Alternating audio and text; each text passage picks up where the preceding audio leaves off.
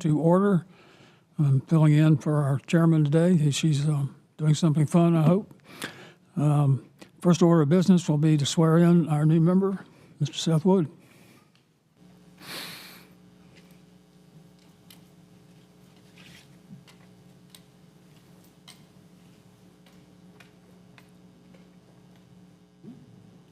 Thank you, Mr. Wood. Do you solemnly swear or affirm that you will support the Constitution of the United States, and that you will be faithful and bear true allegiance to the state of North Carolina, and to the constitutional powers and authorities which are or may be established for the government thereof, and that you will endeavor to support, maintain, and defend the Constitution of said state, and consistent with the Constitution of the United States, to the best of your knowledge and ability, and you will faithfully and impartially discharge the duties imposed upon you as a member of the Raleigh Civil Service Commission, according to the best of your skill, ability, and according to law, so help you God. I do. Congratulations. Welcome finally. Thank you. Okay, welcome. Sign me on that one, please. Welcome, Seth. Happy New Year.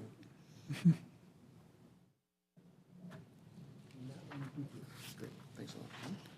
Now, you have the opportunity to make a maiden speech if you want to, but everybody will be okay if you turn down the opportunity. So I respectfully decline, but thank you. it's great. That would be the first time anybody ever made one. So good. I think, as everybody knows, we originally had a hearing scheduled for today. That's been continued. So we have only one item then on the agenda. So Charnel, I think that's you. Good morning, Civil Service Commission, and welcome aboard, Mr. Wood. As you know, you received a list update for exemption positions from the Civil Service Act. That needed to be revised in order for us to move forward with a civil service election for one seat that has currently expired. I can do this one of two ways. I can go through the presentation, or I can go through the information that you received. Either way is fine with me, if you have a preference. I think the members have all had an opportunity to look at this, so if you have a shorter version of it you'd like to give us, that'd be fine. Sure. We can kind of go through that pretty quickly. First and foremost, I just kind of want to talk about the civil service. As you all are well aware of your authority and jurisdiction, which relates to your ability to be able to affirm, modify, or reverse any actions as it relates to a violation of policy, according to with regards to a loss of pay, suspension, layoff, removal, promotions, forfeiture of pay, or loss of time. The Civil Service Act, as well as you already know, outlines positions that are exempt from the civil service, and those are elected officials, employees or officials appointed by the City Council, department heads, division heads, and immediate secretaries, part-time or non-permanent officers or employees serving in their probationary period, and any employee applying for a promotion to one of the positions listed in the subdivisions of elected officials or employees appointed by City Council. Back in 2023, if you were serving on the commission, you are well aware that we did a revision at that point in time to our HR policy 300-1A that outlines the definitions. We updated the immediate secretary definition as well as division head, and also what aligns with division head and division, what is considered a division overall. With that, we went back and forth and made some quite amount of changes to the exemption list.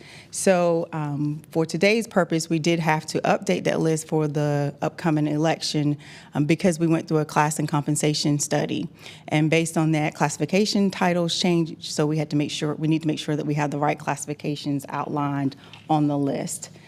Majority of the changes that you will see in Exhibit 1, if you want to take a look at it, are just classification title changes. And I'll kind of go through and just highlight some of the changes or what positions were added to the list and what positions were removed from the list to just kind of give you some context of the change. If you look at Section 2, where is Assistant City Manager, Chief of Staff, or other exempt staff, Assistant City Clerks were removed from that because they now report into a Deputy City Clerk, so that particular position was moved. Also in the City Attorney's area, Administrative Specialist was removed from the old list as well. If you go down to Section 3, Department Heads, Community Engagement, which was once an office, moved to a department, and so Director of Community Engagement was a position that was also added. You will see the name change of Equity and Inclusion to the Economic and Social Advancement, so that required some additional changes that you may see throughout. And then for the Fire Chief, the name change was added to include Director of Emergency Management. Those are the major changes that are in the department head section. In the division head and other exempt staff, again, majority of these are title changes. The only couple of ones that I do want to point out is the city manager's office. 2 positions was added in that particular area, the assistant director of customer service, as well as the assistant director of intergovernmental and external affairs. Sorry about that. That was added. And then in finance, you will see a manager of fiscal services. Overall, the rest were title changes. There was also one additional administrative specialist position that was removed, and that was in transportation. So the list overall for classification purposes, it went from 88 to 85, and that includes the removal of the positions that I mentioned above, and then we also added a few positions. There are some number changes that you'll see in here. There's just, we added more of the people for police, like you see additional deputy chiefs, as well as majors were added, but that's still the same classification.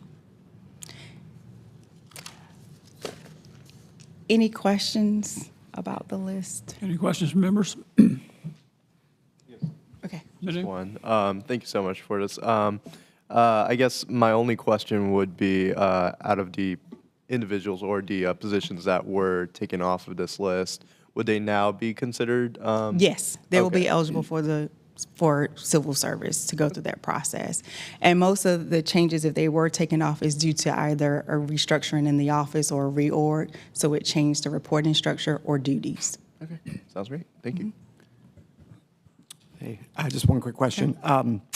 So of the positions that you've added to the list, are those mostly filled positions? Are they entirely filled positions? I'm just, The positions that were added, I know 2 of them are field positions. They are current people that are on board. The Assistant Director of Customer Service, the Assistant Director of Intergovernmental Affairs, they are already on board. The Manager of Physical Services, which is a new position that was added with the budget process, I think they're recruiting for it. I don't think they have hired for that position yet. It is a newly added position or created position. and this is just me being new, but so when someone gets added to it and they're in a filled position, in the past, does their situation just changes? They go from being under the act to not, or how does that work? So when they're added, when we add them to the actual list at that point in time and you all vote, then they are no longer eligible for it. But all of those new positions that I added, they just came on board. They were newly created positions. They did not exist previously. Great, thank you. Go ahead. Could I just add something to that? Good morning, Alice Tejada, Senior Associate City Attorney. And Commissioner Wood, with regard to your question, at the end of the day, it's the Act's definition of who is exempt and non-exempt that's going to govern. And so there are going to be times when new positions are created, new assistant directorships are created as the city grows. And so even if the list is not amended, when that happens, it's going to be the city attorney's position that the position itself and whether it's covered or not covered under the Act is what's going to govern whether they're eligible for civil service rights. Thank you. Thank you. Charnel, what is the number of permanent employees the city has now? Is it over 2,000? I know it used to be around 4,000 when you had temporary and everything, but what's The number of full-time, we are roughly a little bit over 4,000 permanent full-time employees, and that's not including permanent part-time or temporary. so out of that 4,000 or so, only 85 people are actually exempt. Well, there's 85 classification That's what I'm titles, so there may be more incumbents in that classification. However, it's roughly around 249 employees that are impacted. Okay, all right. You knew? This is just a technical question, just throwing it out there. I noticed that some of these name changes or these position title changes are kind of, I don't know, very similar, if you will, to some of the newer changes. Why were they made if they're so, I don't know, similar in name? Not all of them are totally similar, but it's just the formatting of it, and we just update it to align with what's in our HRIS system to make it sure that people are aware of their position, just to align in both places. But some of them are not major changes. yeah. Yes. Oh, thank you.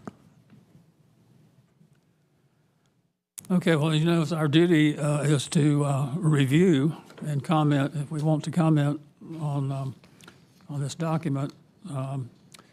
So we can do it one of two ways. Either without objection, we can have Ralph report to the city council that we have reviewed this and no additional comment. I don't think we approve or disapprove, we just review. And if somebody wants to make a motion, we can do that too. So let's just do it without objection. I think everybody's on board with this. Ralph, if you'll note that action and make sure it gets reported to the city council. Is there any other business to come before us today? All right, I guess we're Thank you. adjourned. Thank you.